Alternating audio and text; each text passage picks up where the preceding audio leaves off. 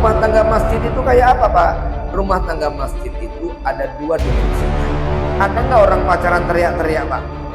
Nggak ada. Pacaran biasanya apa? Bisik-bisik. Kenapa bisik-bisik? Karena hati mereka dekat. Kenapa kita perlu teriak-teriak? Karena walaupun tubuhnya dekat, tapi hatinya jauh. Nah, tapi ada rumah tangga yang lebih bagus lagi. Ini yang mau kita angkat, yaitu rumah tangga berbasis masjid. Rumah tangga masjid itu kayak apa, Pak? Rumah tangga masjid itu ada dua dimensinya. Pertama, rumah tangga masjid dilihat dari aktivitas sholat berjamaahnya. Karena inti masjid itu sholat berjamaah. Bahwa di masjid ada pengajian, ada TPA, ada TPQ, ada bakti sosial, ada divisi ekonomi, punya mobil ambulan, itu tambahan.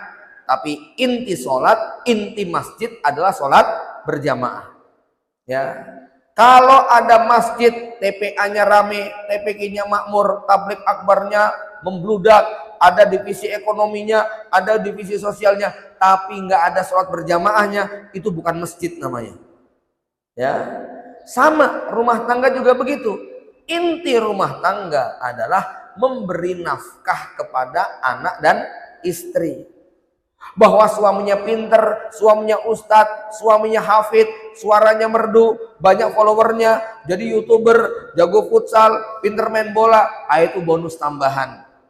Ya, artinya kalau ada suami ganteng, pinter, gagah, atletis, banyak followernya, bisa jadi youtuber, pengikutnya jutaan, pinter ini, pinter itu, pinter anu, tapi nggak ngasih nafkah. Boleh minta cerai nggak, Bu? Boleh.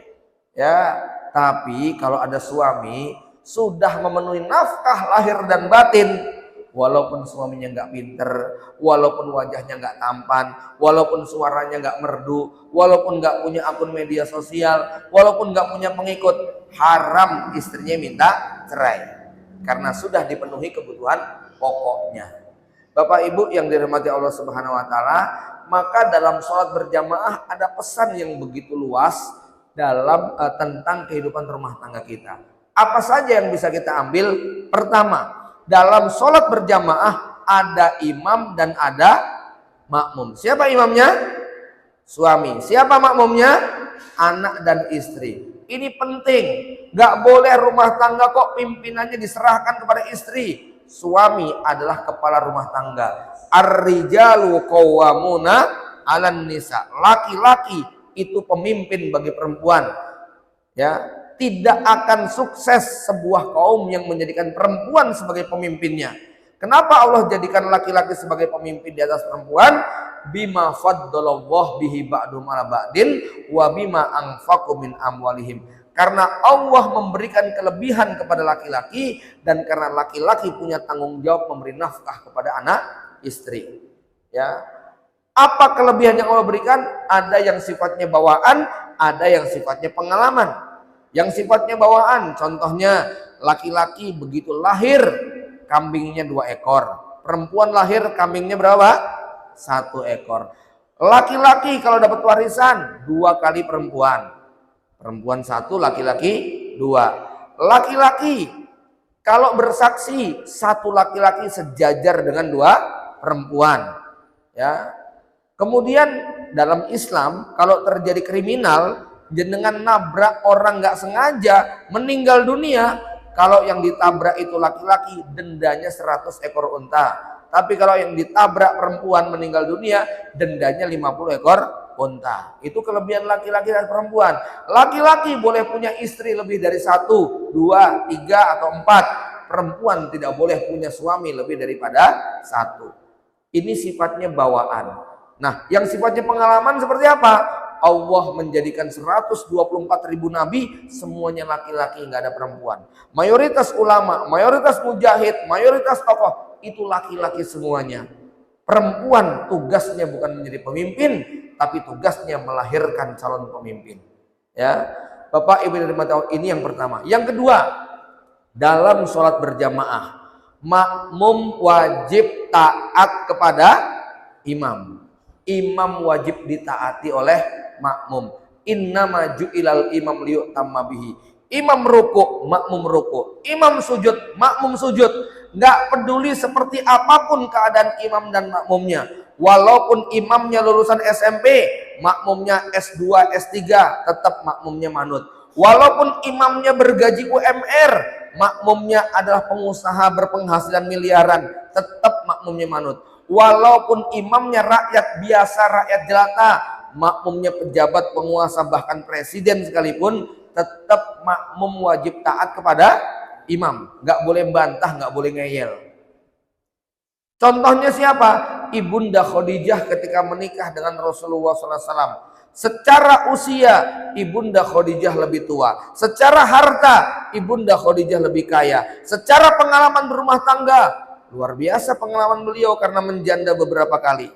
Rasulullah lebih muda usianya, lebih sedikit hartanya, gak punya pengalaman apa-apa dalam berumah tangga karena bujangan. Tapi begitu Rasul menikah dengan Ibunda Khadijah, tidak pernah sekalipun Bunda Khadijah membantah ucapan Rasul, baik dalam kapasitas beliau sebagai suami maupun 15 tahun kemudian setelah menjadi nabi. Maka Rasulullah SAW bersabda, "Idza shallatil mar'atu khamsaha wa shamat ramadana wa hafizat farjaha wa ata'at zaujaha qila laha udkhulil jannata min ayyi abwabin syi'ti." Kalau ada seorang perempuan muslimah sholat 5 waktu, cuma 5 waktu bu, nggak pakai bangun malam, nggak pakai qobliyah ba'diyah, nggak pakai tahajud, nggak pakai duha, nggak pakai witir, cuma 5 waktu. Wasomat Ramadana, puasanya cuma Ramadan, nggak pakai Senin Kemis, Daud, Syawal, atau Muharram, cuma Ramadan. Wahafizat farjaha, menutup auratnya, tidak mengumbar kehormatannya. Nggak pakai sedekah, nggak pakai haji, nggak pakai umroh, nggak pakai tilawah. Sederhana, sholat, puasa, tutup aurat, wa ata'at zauja, tapi manut karo bojone, taat kepada suaminya. Kepada perempuan ini kata Rasulullah, qilalaha, akan dikatakan kepada ibu rumah tangga seperti ini, silahkan masuk surga dari pintu mana saja yang kamu suka. Maka berdasarkan hadis ini saya katakan, kalau ada muslimah, walaupun dia ustazah, hafidhah, ahli qiyamul lail, ahli tahajud, ahli tilawah, ahli zikir doa, rajin sedekah, punya pondok, punya madrasah, suka haji, suka umroh, bahkan punya biro travel umroh, tapi tidak dikaruniai ketaatan kepada suaminya, di akhirat kedudukannya akan kalah dengan muslimah deso yang ratau ngaji, ratau ke masjid, tapi tetap sholat, puasa, nutup aurat, manut karo bojone, maka kedudukan yang nomor 2 bisa mengalahkan yang pertama. Wah, nanti bapak-bapak pulang langsung, Bune, ingat itu inti pengajiannya tuh itu Bune. Ya. Itu intinya, itu loh ya. Saya Pak rung rampung pengajiannya, ya. Gantian nanti suami yang diuyeng-uyeng ya. Yang ketiga, ini agak sensitif buat ibu-ibu, tapi tetap ilmu harus disampaikan. Dalam sholat berjamaah, kata Rasulullah SAW, berdua lebih baik daripada sendiri, bertiga lebih baik daripada berdua, berempat lebih baik daripada bertiga. Semakin banyak jamaahnya, semakin besar pahalanya. Mudeng Pak? Mudeng Bu? Dalam rumah tangga juga begitu. Makin banyak makmumnya, makin banyak pahalanya. Maksudnya ya Ustadz? Iya, entah makmum itu anak, entah makmum itu istri. Dalilnya apa Ustadz? Rasulullah bersabda, Rasulullah SAW mengatakan, maaf ya, tazawwajul wadudal walud, menikahlah dengan wanita yang penuh cinta kasih dan subur kandungannya. Fa inni mukasirun bikumul umam, karena aku sangat berbangga dengan banyaknya jumlah kalian. Terus kalau istri apa ada Ustaz? Ibnu Abbas berkata, khairukum aksarukum nisa, sebaik-baik kalian adalah yang paling banyak istrinya, karena Rasulullah dan para sahabat paling banyak istrinya Pak. Wah, sing terakhir ora penak krungu tat. Ya, ini ilmu belum selesai penjelasannya ya. Pak, Bu, kalau masuk masjid Al-Ikhlas, jamaahnya 20 sop, 15 sop, 100, 200 itu biasa. Masjid Riyadus Sholihin juga ya segitu jamaahnya. Masjid Kedung Lengkong juga segitu jamaahnya. Itu nggak menarik untuk dibahas. Ya, model masjid kayak gini banyak jumlahnya di mana-mana. Tapi nek jenengan masuk Masjidil Haram, kira-kira plonga-plongo mboten, Mbak? Masya Allah, ini jamaahnya berapa juta orang ya? Ini tukang pelnya berapa ribu ya? Ini listriknya berapa watt ya? Ini besinya ketebalannya kayak apa ya? Ini marmernya dari mana ya? Arsiteknya sopo ya? Ini cara masang kabelnya gimana? Sound systemnya kok keren sekali. Dari depan, belakang, lantai 1, lantai atas kok suaranya sama kualitasnya. Ini benar-benar hebat sekali arsitek Masjidil Haram. Ya, itu kalau kita masuk masjid yang megah, banyak jamaahnya tuh kayak gitu, gumun kita Pak. Sama, kalau ada suami istri 1, anak 2, anak 3, nggak menarik, akeh tunggale, gitu loh Pak. Ya, di mana-mana banyak suami istri 1, anak 2, anak 3 itu di sini rata-rata mungkin ya. Tapi nek umpamane sampean dengar ada laki-laki bojone papat, anaknya 40. Masya Allah gitu kan ya. Ini mesti bukan lelaki sembarangan. Ini pasti lelaki spesial. Yang kita bayangkan, omahe gede apa ya? Gitu kan. Satu hari sebulan berapa kintal ya berasnya. Itu cara ngatur anaknya piye ya. Kok iso bojo-bojonya do rukun, itu gimana caranya ya? Itu dulu sekolahnya di mana sih? Sekarang nyambut gawe apa? Penghasilannya sebulan berapa ya? Kok bisa kayak begitu? Ah, itu nek seorang laki-laki bojone papat, anaknya 40 itu kira-kira pertanyaannya banyak gitu loh. Ya.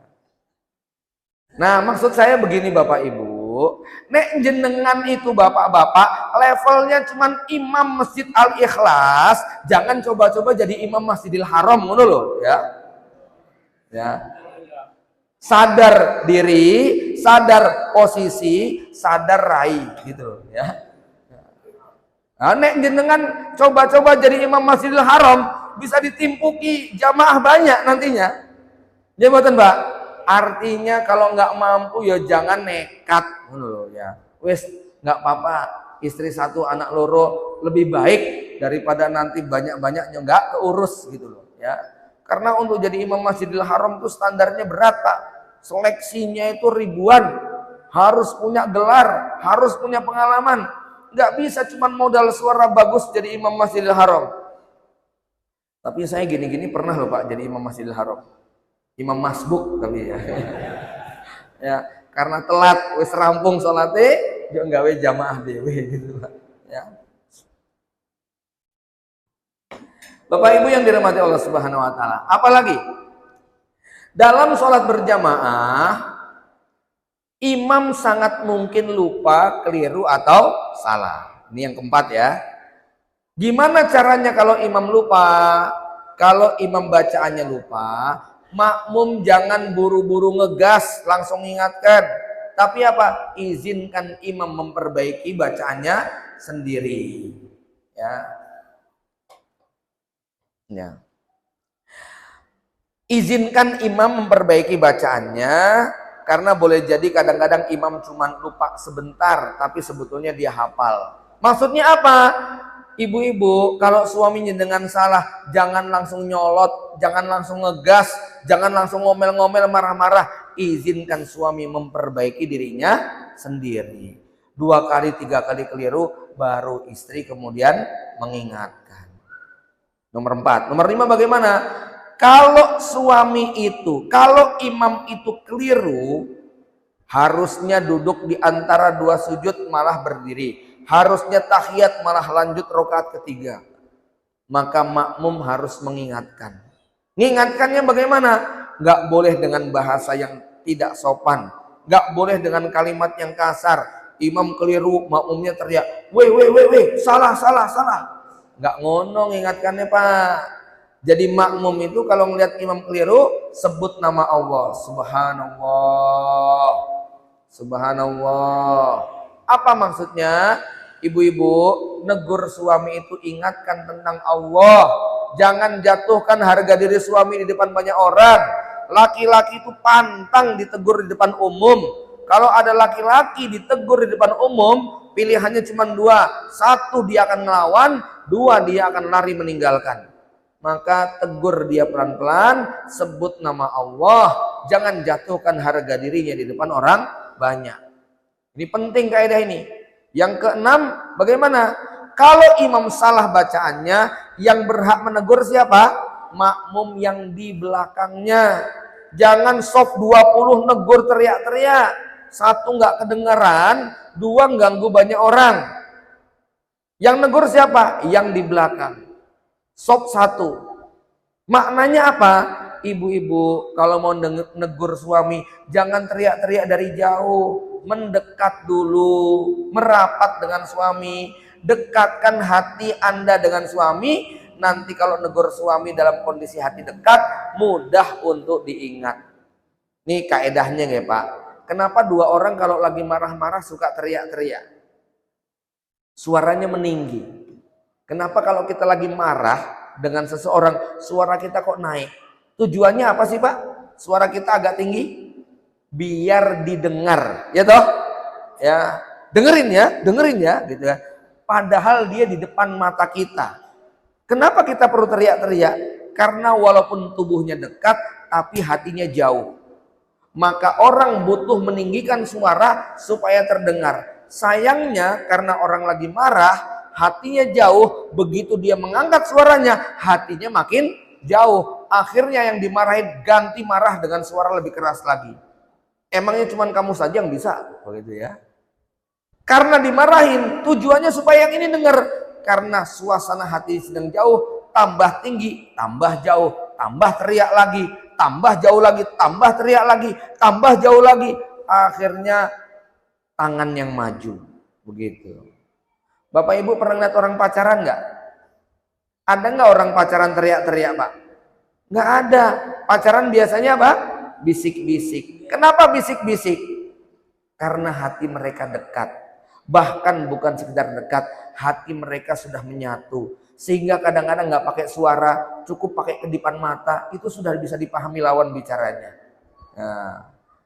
Jadi ibu kalau mau mengingatkan suami, dekatkan dulu hatinya, nanti gampang untuk mengingatkan suami. Jangan sambil masak, posisi berdiri, bapaknya lagi di ruang tamu, baca koran, buka HP. Pak, tolong itu tabung gas bawa ke sini, pasangin sekalian. Jangan gitu caranya. Tinggalkan dulu masaknya sebentar, deketi suami yang lagi duduk santai. Kalau perlu agak bersimpuh, karena posisi suami lagi duduk. Jangan berbicara posisi suami lebih rendah dari kita. Anda, ibu-ibu harus lebih rendah dari suami. Tepuk pahanya, Pak. Aku dibantu ya. Itu insya Allah Bapak akan nengok ke bawah. Tapi nek jenengan teriak-teriak dari dapur, wegah ngrungokke. Gitu loh, ya. Tenan ini. Ya mboten, Pak? Oh, Bu, ya. Tapi kalau ibunya deket sambil ngelus-ngelus bapaknya, Pak. Bapaknya dengar enggak? Belum dengar karena bapak itu lagi konsentrasi dengan yang ada di depan dia. Tapi nanti kalau kita di dekatnya itu lebih mudah untuk didengarkan. Oke? Nomor berapa tadi? Nomor 6. Nomor 7. Bu, kadang-kadang yang namanya imam kalau lupa suka kebablasan.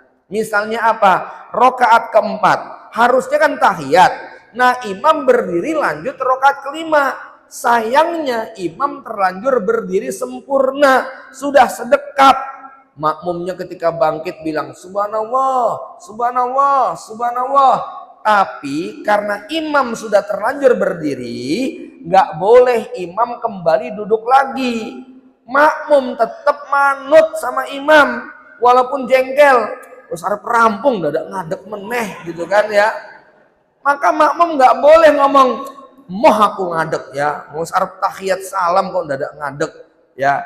Imamnya nggak boleh ngalah, makmumnya yang tetap ngalah. Bu, kadang-kadang keputusan suami itu keliru, menjengkelkan, bikin anyel, tapi jenengan sebagai makmum tetap wajib taat. Wes kebacut, Bu, gitu loh ya. Iya. Kenapa? Selama kesalahan suami tidak membatalkan statusnya sebagai imam, Anda sebagai makmum tidak boleh mengundurkan diri. Gitu loh. Kecuali kalau kesalahannya fatal. Misalnya imam lupa sholat maghrib kok 6 rakaat. Itu menurut para ulama ijma nggak sah sholatnya. Itu bukan lupa, itu pikun namanya. Ya, pikun itu rufi al kolam, nggak sah jadi imam. Maka makmum boleh mengundurkan diri golek imam sing anyar. Gitu loh. Kalau ada suami yang kesalahannya sudah fatal, menggugurkan dia jadi imam, makmum boleh mengundurkan diri. Ya, bisa dipahami ya ibu-ibu. Jadi kalau kesalahan biasa jangan bantah suami. Tapi kalau sudah sangat fatal, ini bisa merusak keabsahan rumah tangga kita, baru istri boleh mengajukan cerai dari suaminya. Yang keberapa nih? 7. Sekarang ke-8 ya. Kadang-kadang Pak, nih berapa ini? Seorang imam harus ngerti keadaan makmum. Lihat Rasulullah ketika ngimami dengar ada tangisan bayi, Rasul tidak memperpanjang bacaannya. Imam harus tahu diri kapasitas makmumnya. Imam harus ngerti keadaan istri dan anak-anaknya. Kan kadang-kadang ada nggih Pak, pasangan suami istri yang sama-sama jahiliyah, belum kenal Islam, belum kenal syariah, tiba-tiba suaminya tobat, tiba-tiba suaminya hijrah. Setelah suaminya ngaji, tobat, hijrah, dia pengen anak dan istrinya mengikuti jejak suaminya. Ngajinya langsung level tinggi, kumpul sama ikhwan-ikhwan yang berjenggot, istrinya bercadar. Terus dia bilang sama istrinya, kamu harus cadaran. Ya, ini nggak cadaran, awas. Lah istrinya baru mau tobat sudah digituin. Akhirnya ditinggal suaminya datang kepada ustadznya, Ustadz, istri saya nggak mau hijrah, istri saya nggak mau nutup aurat, nggak mau taat, dia membangkang kepada suaminya. Tolong Ustadz carikan saya istri yang lain. Nah ini suami yang nggak bertanggung jawab yang kayak begini. Jahiliyahnya bareng-bareng, hijrahnya sendirian. Itu nggak benar. Harus sabar dengan keadaan pasangan kita yang belum dapat hidayah. Wong dulu kita juga belum dapat hidayah kayak begitu. Ini ya. Kemudian apa? Yang ke-9, seorang makmum kadang-kadang boleh mengundurkan diri kalau dia nggak tahan dengan imamnya. Misalnya ya, sholat maghrib kok yang dibaca Al-Baqarah sama Ali Imran. Waduh, makmumnya ini sudah nggak kuat. Nah itu makmum boleh membatalkan. Artinya kadang-kadang imamnya tuh ngasih beban yang terlalu berat. Suaminya menuntut istrinya harus begini, begitu dan sebagainya. Uang belanja 1 juta, tapi cantik jilitannya harus mengalahkan pramugari. Yo rakace Pak, gitu loh ya. Butuh skincare nggak cukup. Kamu mbok dandan itu loh kayak pramugari yang di Garuda Indonesia itu loh. Lah uang belanjanya kok cuman segitu, mau nyamakan sama artis-artis ibu kota gitu kan ya. Nggak cukup. Nah itu kalau tuntutan suami berlebihan, istri boleh mengundurkan diri. Tapi Pak, kadang-kadang sebetulnya suaminya nggak salah, suaminya baik, istrinya yang nggak kuat. Imamnya cuma baca Al-A'la sama Al-Ghoshiyah, tapi makmumnya perutnya lagi mules. Nek diterus-terusin, maaf, iso ya kejadian kan repot, nanti malah najisnya ngecer-ngecer kemana-mana.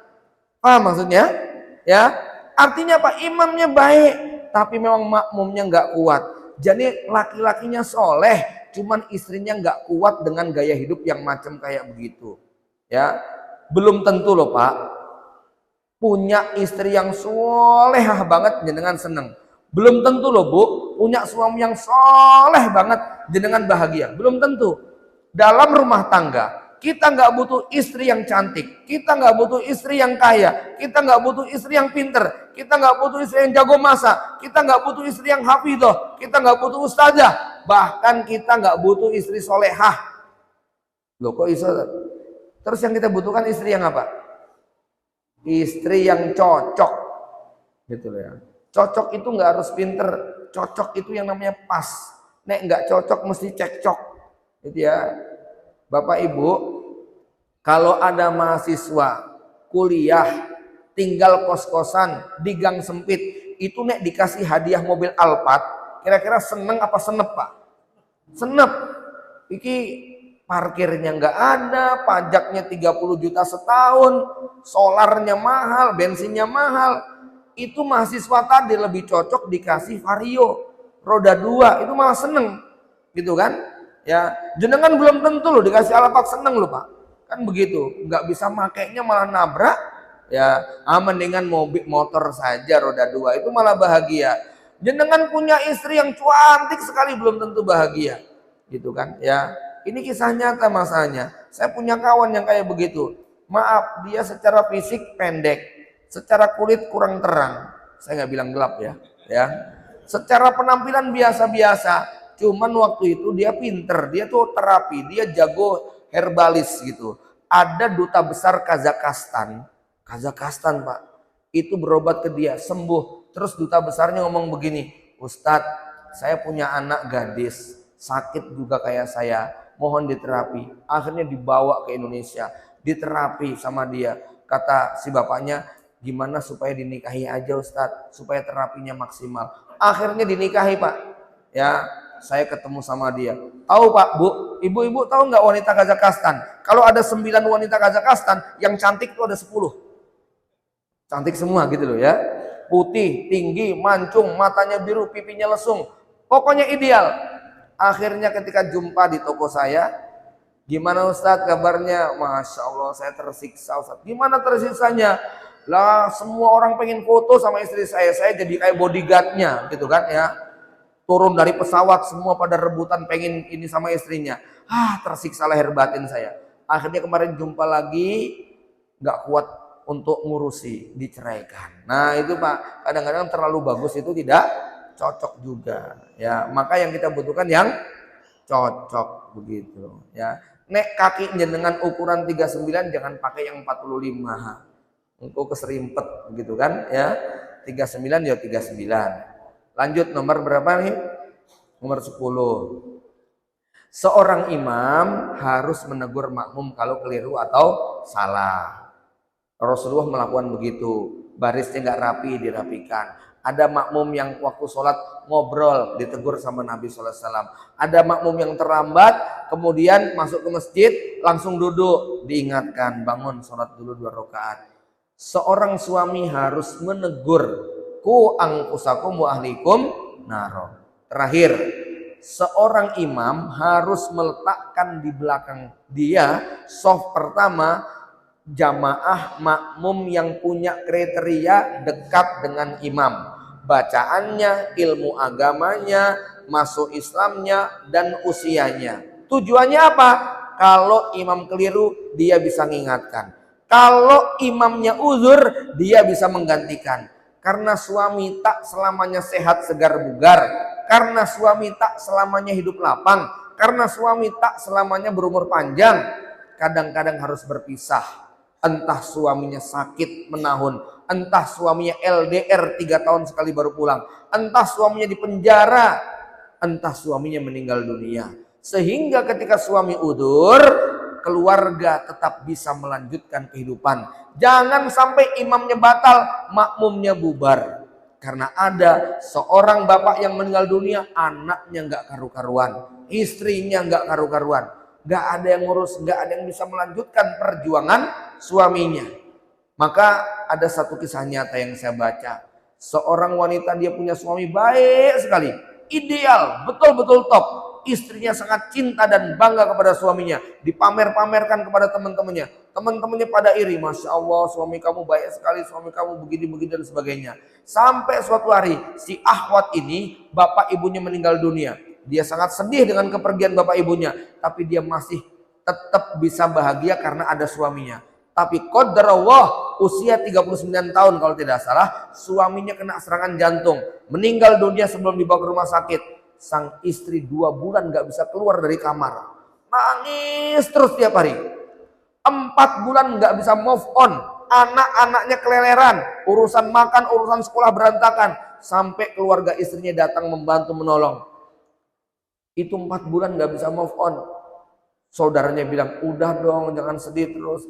Iya aku tuh sedih banget, aku nggak bisa melupakan. Iya, tapi suamimu kan sudah nggak ada, ditangisi juga nggak bisa kembali, gitu loh. Ya, iya tapi nggak bisa move on, saking baiknya suaminya. Bukan cuman itu, semua kebutuhan istri itu dicukupi sama suaminya. Dan istri nggak pernah ngerti cara masang token ketika listrik mati. Istri nggak ngerti cara masang tabung gas ketika gasnya habis. Istri nggak pernah ngangkat galon ketika airnya kosong. Istri nggak pernah apa, semuanya dicukupi sama suaminya. Sampai istri nggak ngerti cicilan rumah suaminya, cicilan mobil suaminya. Dan ketika bulan-bulan setelah suaminya meninggal dunia, istri betul-betul kalang kabut, dibuat panik karena nggak pernah mengerti apa yang selama ini dilakukan oleh suaminya. Makanya Pak, jangan terlalu baik sama istri Pak. Ya, semua yang terlalu baik itu nggak baik gitu loh. Ya, ini yang muda-muda, ingat ya, yang belum nikah. Terlalu baik itu nggak baik. Jadi kalau suatu saat Anda ngelamar seorang akhwat, kemudian ditolak, kamu nanya kenapa kamu nolak aku? Kamu tuh terlalu baik buat aku. Maksudnya kamu tuh jelek begitu. Ya, jangan kepedean kalau dibilang terlalu baik.